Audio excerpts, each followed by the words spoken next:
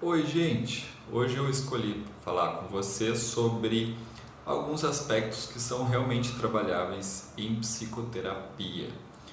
Isso é, eu trabalho com a psicologia humanista. Na psicologia humanista, a gente não trabalha muito com aqueles diagnósticos que são característicos da psiquiatria, onde tem o DSM e o CID, que são classificações internacionais de doenças mentais ou de transtornos mentais.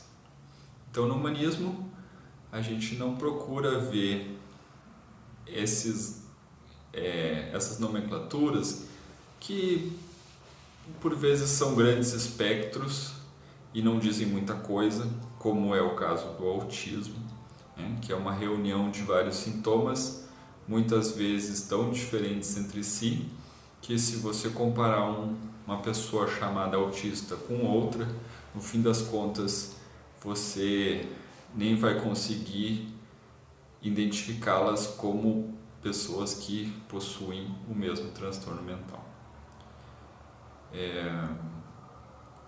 No humanismo a gente procura ver o que está afligindo a pessoa, né? Então geralmente é um problema enunciável. Um problema como, eu tenho baixa autoestima. Você não vai achar baixa autoestima na classificação internacional de doença, mas isso é um problema real que uma pessoa sente.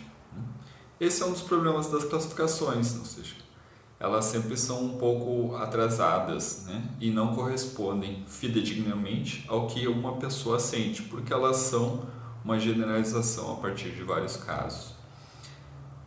Mas eu escolhi falar então o que a gente pode tratar numa psicoterapia, né? Eu acredito que essas coisas que eu vou elencar, elas dizem respeito não somente à psicologia humanista, mas a qualquer abordagem dentro da psicologia, como a psicanálise, a terapia cognitivo-comportamental, a psicologia analítica, ou mesmo a transpessoal e, enfim, as variadas que tem muito mais do que isso. A gente só citou as mais famosas. Então, uma primeira delas seria um foco vital, quer dizer, aquilo que a gente espera da nossa vida. Para que viver serve? Para que a minha vida serve? O que eu gostaria de servir na minha vida? O que eu gostaria que a minha vida servisse? Então, essa é uma das coisas muito bem tratáveis em psicoterapia, porque a gente analisa a própria vida, vê o que está em desacordo com os nossos valores e tenta inventar, que é um primeiro passo, né? Identificar o que a gente espera da nossa vida. E um segundo passo, como a gente implementa esses desejos e esses valores. Então esse seria um primeiro aspecto. Um segundo aspecto que é bastante trabalhável em psicoterapia seria a criatividade. Isso é um pouco abstrato porque na verdade a gente não lida diretamente em psicoterapia com a criatividade, mas ela sempre está lá, porque é com a criatividade que a gente possui a nossa habilidade de resolver problemas. A gente não resolve nenhum problema sem criatividade, né? Quer dizer, se a gente tem um problema é porque a gente não sabe resolvê-lo. Logo, a gente precisa inventar um jeito de lidar com ele, se não resolvê-lo. Ou seja, a gente precisa da criatividade. Porque se a gente já soubesse lidar, era só aplicar o método, né? Mas em geral os problemas eles são novos ou desafiantes, então requer criatividade, sim.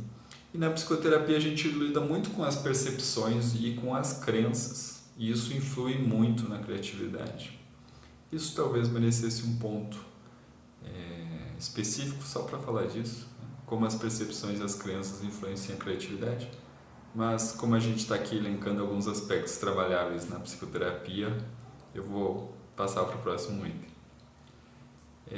Esse é bem visto, talvez o mais reconhecível de todos, seria a clareza emocional. É sabido que os psicólogos trabalham com emoções, então o primeiro passo é realmente saber que emoções são essas, em que situações eu as sinto, como isso me afeta e, claro, como é que poderia ser diferente, mas o primeiro passo é realmente a clareza emocional, né? Saber o que está me afetando e por que me afeta, isso foi sempre assim, não foi, e poder criar uma consciência a partir disso que influencia os nossos hábitos e comportamentos e atitudes. Um outro aspecto seria a estabilidade emocional, que é correlata à clareza, porque uma vez que a gente entende o que a gente sente, por que a gente sente, a gente consegue ter uma uniformidade maior, né, nos nossos sentimentos. Então a estabilidade emocional também é uma conquista bem plausível da psicoterapia. Relações saudáveis, né, já partindo para um campo mais social, porque a gente é algo que é uma resposta às relações que a gente tem, né? A gente se constitui num ambiente e se constitui em relações específicas. Então a gente adquire padrões de comportamento que são respostas a essas relações que nós tivemos, né? E essa busca da reflexividade, que é típica da terapia, também serve para fazer relações mais saudáveis. Esse é um aspecto muito trabalhável também, tanto é que, por exemplo, se trabalha com psicoterapia de casais ou psicoterapia familiar. Então, algo bem comum que a gente vê nas queixas dos clientes. Outro ponto seria a autoestima, ou seja, uma crença sobre mim mesmo, um certo valor que eu atribuo ao que eu sou ou ao que eu faço.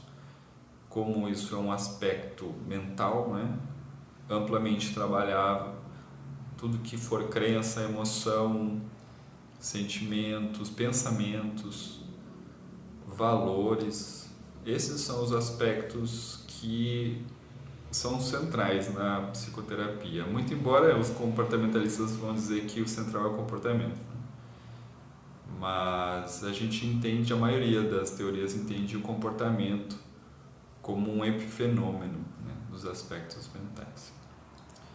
Dificuldades pontuais, dificuldades processuais de desenvolvimento, né, falar em público, por exemplo, né, ter um desempenho profissional específico, são questões que não estariam ligadas a uma patologia, né? Novamente, temos dificuldades no nosso dia a dia que não necessariamente se traduzem em uma patologia. Mesmo o DSM hoje tendo mais de 1000 páginas, ele não engloba tudo que a gente experiencia. Então, mais um ponto interessante que a psicoterapia consegue dar conta. E a resolutividade, né? Uma vez que a gente identifica os problemas, identifica quais são os meios mais adequados de lidar com eles, partir para uma convicção disso, né? E uma convicção que não apenas fique na resolução mental, mas que também parta para a ação. Então, o psicólogo muitas vezes vai ter um papel de acompanhamento. O que a pessoa está sentindo, como é que ela se propôs enfrentar o problema que ela tem e como isso se desenrola ao longo do tempo. Um exemplo bem claro seria de uma pessoa que busca emagrecer, né? Ou que busca certa motivação para manter hábitos saudáveis, como ir à academia. Então, uma vez que a gente identifique quais padrões funcionam melhor para ela e como seria, qual hora, qual tipo de exercício, esse trabalho de acompanhamento, né? Porque quando a pessoa é convidada a toda semana ou a cada 2 semanas vir à terapia e dizer sobre como tem estado, né? Nem sempre é sobre isso, mas muitas vezes ela pode nos dar um update, né? Uma atualização daquilo que ela tem sentido, do que ela tem experienciado, o que ela conseguiu, o que ela não, e a gente segue no processo. Então esses são alguns dos aspectos bem trabalháveis. Como eu falei no começo, acho que eles se referem a todas as teorias de psicoterapia, ou se não a todas, a quase todas, e espero que tenham gostado do vídeo. Obrigado!